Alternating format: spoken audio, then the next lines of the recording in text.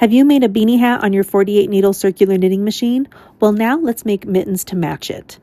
In this tutorial, I'm using my Sentro 48 needle circular knitting machine, but a King Addy would also work as well. You also want to make sure that your machine is set for tube mode, as we are making this in the tube. So on the side of your machine, there's a button. T is for tube and P is for panel. So make sure it's set to tube like in the picture here.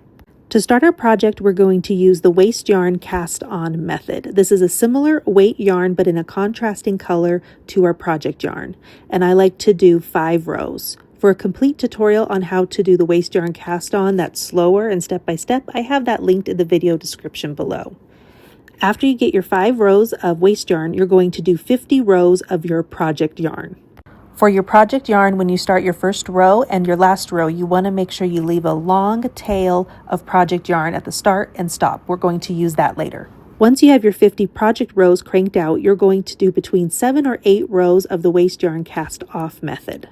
And this is just like the cast on method using waste yarn. You want it to be in a contrasting color to your project yarn. The only other piece that you need to make that's separate from the body of the mitten is the thumb. I have 2 options available. You can do a single crochet thumb that I've made here, or you can do a thumb made on a 22 circular knitting machine, either the Sentro 22 or the Addy 22. At the end of this video, after we make the body of the mitten, I will have the tutorial on how to make both of these thumbs, so you can choose which one to make. So now back to the body of our mitten, we need to close the tube down flat. We want to take it off the machine, and then we want it knit side facing out, or that's the knit stitch that looks like a little V-stitch is facing the outside. If you did a color change or had to add on a second yarn skein, before we flatten down the tube, we want to make sure to tie the ends of where the 2 colors or the 2 skeins of yarn came together. So find the 2 tail ends of the yarn, and we're just going to knot them down tight on the inside of our tube. The inside is the purl side. And I like to do 3 or 4 knots for each change of color that I did.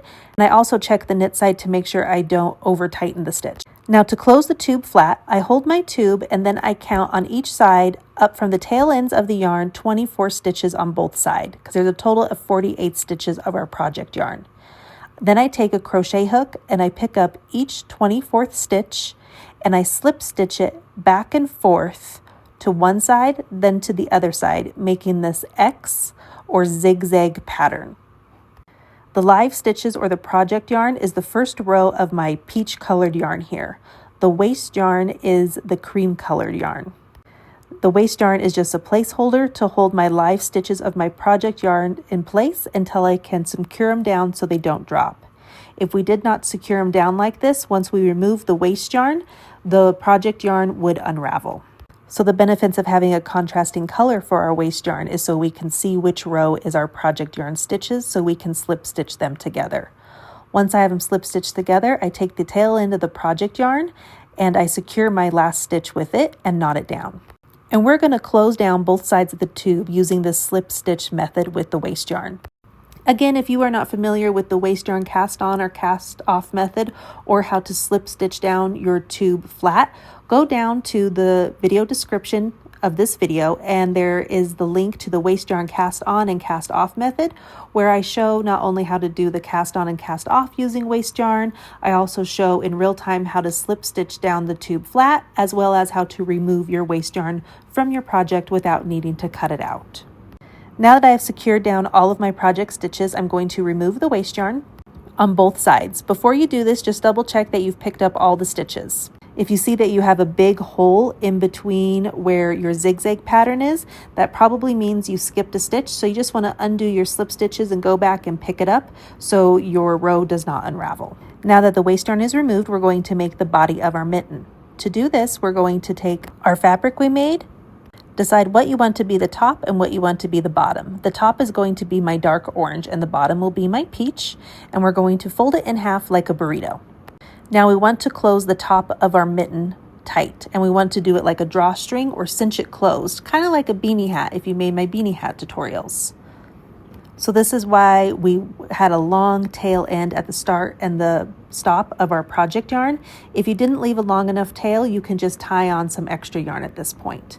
With a darning needle or a large eye plastic needle, we are going to just sew back and forth between the top of our slip stitches we did to close the tube down. So I'm just going to the front and to the back, to the front and to the back, all the way down the row of our slip stitches. In a moment, I will zoom in so you can see this a little bit clearer, but I'm just starting at one corner and I'm working my way all the way down, back and forth, one side, and then back to the front, and then under to the back. And what this will do when we get all the way down to the other corner is this will make like a drawstring effect to close the tube in the round. So now that we're there, we're going to pull tightly to cinch it closed. Once we kind of get the two corners to touch like this, I'm just going to take my needle and put it around to my other corner again, just slip stitch it through the top of the stitch. And now we have made the top of our mitten. So I'm going to pull on it tightly, and then I'm going to knot it down a few times to secure this in place. And every time I'm going to secure off or tie off the tail end of my yarn, once I'm done with it, I'm going to do at least 2 or 3 knots because we don't want these stitches to fall out. So I just go under a few times and loop it around. And now that we have it closed in the round and stitched together, now we need to sew back and forth a few times because we have a hole at the top of our mitten. And even if we close it down really tight after wearing the mitten and washing it, that can potentially open up a little bit. So sewing it back and forth a few times is just going to secure it and make sure that drawstring or that cinched effect stays nice and tight and closed at the top of your fingers for your mitten. Now that the top of our mitten is done, we're going to take the other tail end of our yarn at the bottom and we're going to mattress stitch up the side. So I first take my needle and I put the 2 corners together. Now we're going to mattress stitch up the row. Every knit stitch looks like a little V that has this horizontal bar where the point of the V comes together. That little bar is what we're going to pick up going on one side, then to the other side to mattress stitch close our mitten all the way up to side to make it look almost seamless. The main thing you want to watch out for is when you're mattress stitching is you want to keep in the same row of both sides that you're closing together. If you end up jumping over to a separate row, it will give it like a twisted effect and it won't look quite as seamless. So I'm going to zoom in here a little bit so you can see this a little bit better. Of the stitch I am picking up is right in between this little bar of the V stitch. And we're going to go all the way up till we get to about where we want our thumb to be attached. So again, we go back and forth, side to side, making our mattress stitch. And then after I do a few stitches, I will check my work by pulling on the tail end of the working yarn to see how it closes together to make sure it looks seamless. If it looks off, I will undo it because I probably skipped something or picked up the wrong stitch. As we're going up our row, we want to stop where we want to attach our thumb. So I kind of put it on every now and then to see where I want my thumb to be. So I'll put it on my hand and I'll see where my thumb's at and see how far I need to go up to add the thumb.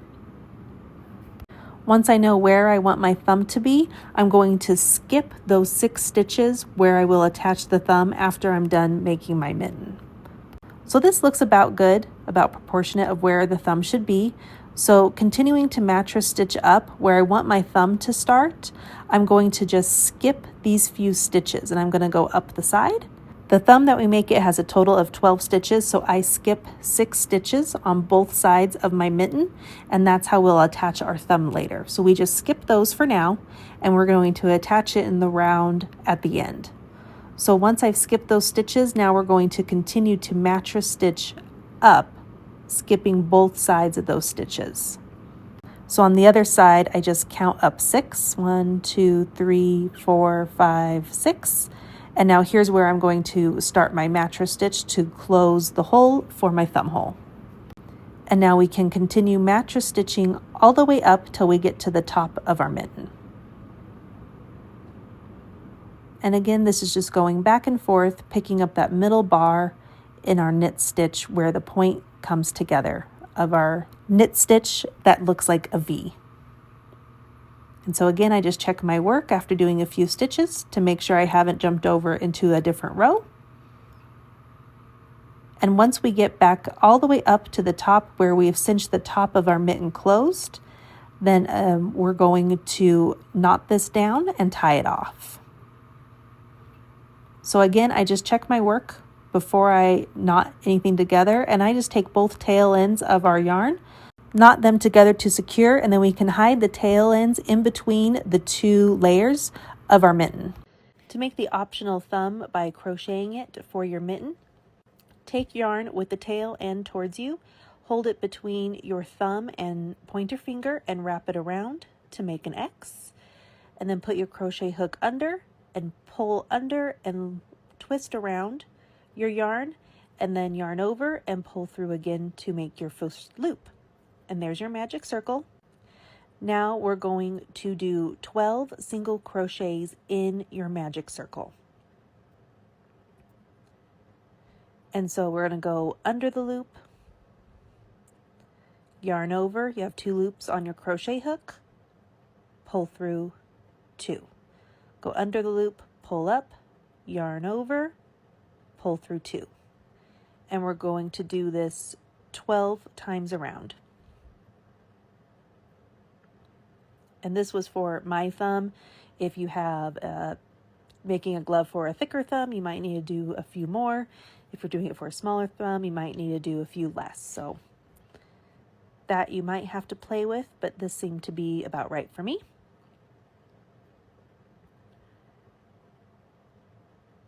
Once you get 12 of them on your circle, now we're going to pull the tail end of our yarn to close our circle.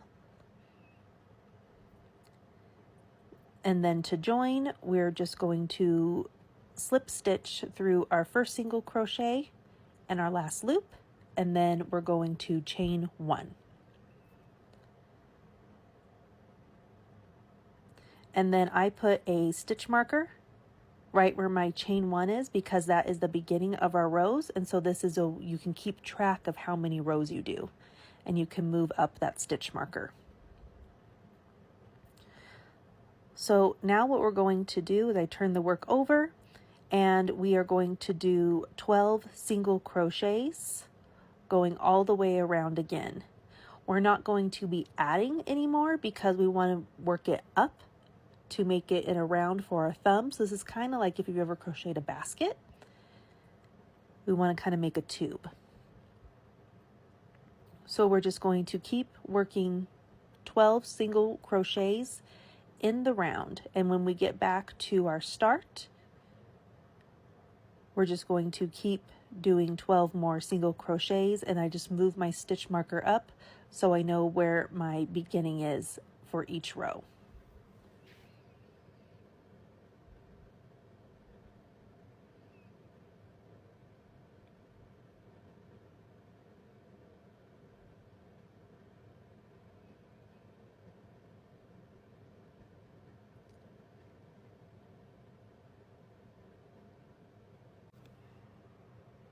And now we're back to our starting point, and then we're going to just start over making 12 single crochets. So that's our crochet 1 and now 2, and we're going to work this around and around until you get the length of your thumb that you would like. And so then I'll speed this up a little bit as we're continuing to work in the round. Again, once you get back to your stitch marker, you just continue working your single crochet. You don't do any chains. You just keep doing 12.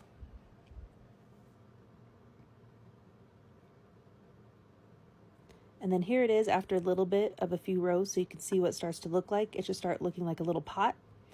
And I'm just moving my stitch marker up. And then you can see it kind of forming the shape and the tip of the thumb, and kind of close our magic circle a little bit so you can see that. And then this is how I was measuring it to see how many stitches or single crochets I would want for my thumb, and that's why that 12 seemed to work really well in the beginning and continuing the 12 all the way up. So this is what you can do as well when you're making your thumb. So now we're going to just continue up because I like the shape that it's taking place until you get to the length that you need. And so here was my last one that I finished, my last row. And you just join the row with a slip stitch. And here's how it's going to look. And then you can just make sure that's about how long you want the thumb. And I did 13 rows.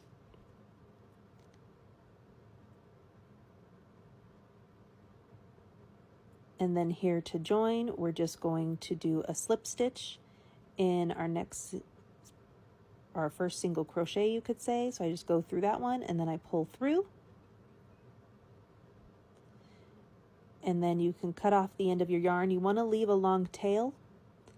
And then this is how you are going to join the thumb to your mitten. You do it the exact same way as in the tutorial as I did the knitted thumb on the 22 needle machine. You're just going to whip stitch it the same way. And so there is your thumb if you would like to crochet one. For the top of your thumb where the magic circle was, you just want to knot that and close it real tight and then do a few knots, and then you can weave in your ends as well. Second option is to make your thumb using the 22 needle circular knitting machine. So here is that tutorial. So we're going to cast on over and under each needle one time around, and then we put it in our yarn holder, in our tension, and then we're going to do 12 rows for our thumb. That seemed to be about the right length. And for these rows, these are for about my hand. If you have longer fingers than mine, longer hands, you might want to do some additional rows. Or if you have smaller hands, you can do less rows. So once we get our 12 rows, now we want our waste yarn. And I like doing the 5 to 7 rows, but this one I didn't want to cut. I reuse this waste yarn over and over again. So I do quite a few rows and I just let it run out. And then you do 2 cranks around the machine, and it will, once your yarn runs out, crank one time around, then one time around again, and it will just fall off the machine. So that's what we're doing here. And then we're going to follow the same steps like we did with the finger cap. We are going to cinch close the top. It makes that drawstring effect. And then this bottom part where the waste yarn is, we are going to slip stitch it closed. So here I am just playing. You can see that's about the right size for my thumb. So cinch that part closed. And I have that extra tail end. You want a little bit of extra so you can mattress stitch it down. And then here we're just going to count 11 stitches. So you have 11 project stitches is that first row of gray in between that yellow, because this is a 22 needle machine. So you get both the 11 stitches on either side, and then we're going to slip stitch them closed. Again, I put the tails of the waste yarn and the project yarn in the middle and the bottom, and that kind of keeps me even. And we slip stitch these all the way down. And then once we get one last loop that's on our hook, we pull the project yarn through to secure them down. And then just make sure that you pick up each of these live stitches. Once you get down closer to the tail end of the working yarn, they can kind of hide in there. So just check to make sure you're not missing one, and see that, oh, there was one more right there. So I'm just picking it up. And now putting in my tail of my project yarn. Now the waste yarn can be removed because we have secured all those live stitches and we made a really nice finished edge. Once our waste yarn is removed, now we're going to mattress stitch down just like we did our finger cap. So we fold it in half again and then get a needle, and we are going to mattress stitch down, and then this is how we secure in both ends to our mitten. So now to mattress stitch down our thumb in the round, so it's the correct size. We're going to take our darning needle, and at the top we're going to use our excess tail that we use for the cast on, and we're going to start on the opposite side where we cinched it together to start our mattress stitch, because we need to start at the top and work our way down. So we go back and forth to each side of the row, picking up again the same that same horizontal bar stitch that's at the point of the V stitch on both sides. And so mattress stitch it all the way down to make it a smaller tube. And what's also nice is this makes your thumb a double layer as well, so it's nice and insulated just like the mitten. So I'll speed this up, and again, I always check my work after doing a few stitches. If you skipped a stitch, or if you started picking up stitches from a different row, you'll start seeing that twisting, or you could have a hole. So always check before you tie down and weave in your ends. Always check, because it's really easy to undo the mattress stitch if you do need to redo it. So now my mattress stitch is done. We've gotten all that together, so I'm just going to now tie a knot to make sure everything is closed and secured. And that's how we make the thumb using the 22 needle circular knitting machine. So now let's attach our thumb to our mitten. Now to attach our thumb to our mitten, take the mitten body and you want to decide what's going to be your inside and what's going to be the outside of your mitten. You want to put it inside out, so whatever's the inside of your mitten is now facing you. Next, take your thumb that's still right side out, and we're going to put it inside our mitten and line up the hole of the mitten and the hole of the thumb. And I like to put the tail ends facing the bottom in our hole. And now there's two tail ends still attached to our thumb, and that's what we're going to use, taking our darning needle, and we're going to whip stitch it on the stitches. Now, if you remember, with our thumb, we had 12 single crochets, or if you did the 22 needle machine, once you fold it down, you should have 12 stitches as well. So we're going to whip stitch it by inserting our needle with the tail ends of the thumb through the knit stitch. And this initial one just helps keep you lined up. And now we're going to pick up one knit stitch and one stitch on our thumb. And I'm going to do 2 whip stitches per stitch all the way around till we get back to the bottom. And remember, we are looking at the inside of our mitten. So once we face it right side out, you're not going to see these stitches. And so here, just take your time as you're going around. Again, I like to do about 2 whip stitches in each knit stitch that we go around to secure the thumb to the mitten body. And then before you tie off the tail ends of your yarn and before you weave in your ends, put the mitten on your hand just to make sure you didn't skip any stitches so you don't have any holes. Once we get back down to the bottom, I knot it in place, and you can weave in your ends, and any extra tail ends you can put in between the 2 layers of your mitten. And so I put it inside out, or right side out I should say, put it on my hand and just make sure everything's secure and I didn't miss any stitches. So once that looks good and our mitten's complete, now I'm just going to tie off those ends. And I'll do a few knots.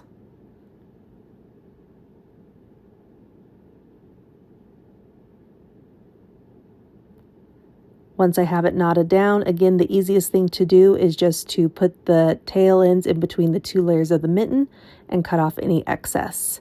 And there is your mitten. It is all complete, and now all you have to do is make the second one for the other hand.